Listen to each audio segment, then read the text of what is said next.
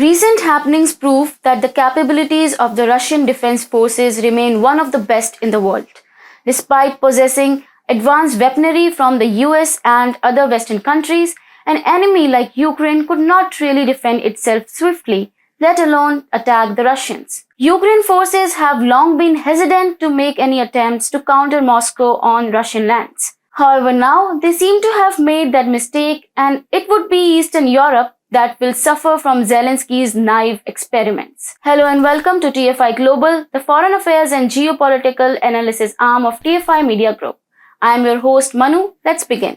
Earlier this week, the Kremlin launched its most widespread missile strikes on Ukraine since the beginning of the war, raining cruise missiles on cities and knocking out power supplies. The attacks have reportedly devastated the electricity grid of the region. The impact has left Ukraine unable to export electricity to some of the Eastern European nations. Today's missile strikes, which hit the thermal generation and electrical substations, forced Ukraine to suspend electricity exports from October 11, 2022 to stabilize its own energy system, the Ukrainian Energy Ministry said in a statement on its website. Russian President Vladimir Putin has proclaimed the attack as revenge for blowing up the Crimean Bridge. You see, an urged Zelensky planned an attack on the bridge in Crimea after losing crucial territory in the aftermath of the referendum carried out by Russia to liberate regions in southern Ukraine. After staying 7 days in YT jail, we are back. We don't know if they'll allow us to stay peacefully. We don't know when the next ban will be announced. And that's why you must download the TFI app.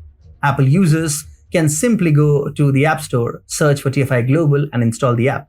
And since Google Play has banned us, Android users can download the app from the link in the description. We are in for a long haul, and only your support can help us fight this war. The attack surely was not taken well by Russians, who then took it upon themselves to give Zelensky a piece of their mind. Zelensky had previously vowed to get Crimea back many times in the past.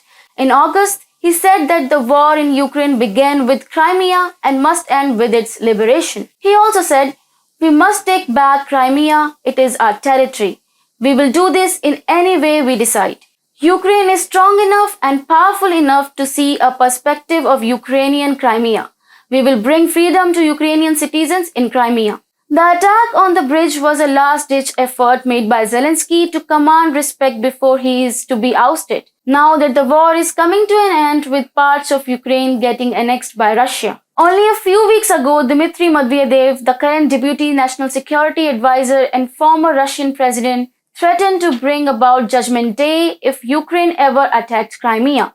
And well, the Kremlin has for sure given Zelensky a glimpse of the Judgment Day. But on the other hand, Zelensky's ambitions have cost very much to Eastern European nations, who would now be facing an electricity crunch owing to Ukraine's inability to supply them with electricity. You see, a majority of nations in Europe are suffering owing to the unavailability of cheap gas from Russia. This has made sustainable manufacturing a thing of the past, as European produce cannot compete with foreign products owing to the higher cost of production for the former. But wait, if you think that Ukraine did not have anything to lose from it, then you are very wrong. You see, Ukraine would now have to invest heavily in rebuilding the destroyed infrastructure. It would be very difficult for Ukraine now that it needs funds to rebuild. The inability to export would cost the country a whopping 1.5 billion euros that could have been brought in from electricity exports. The foolish president of Ukraine is attempting to take on a country which is out of its reach, and it is high time he should understand that.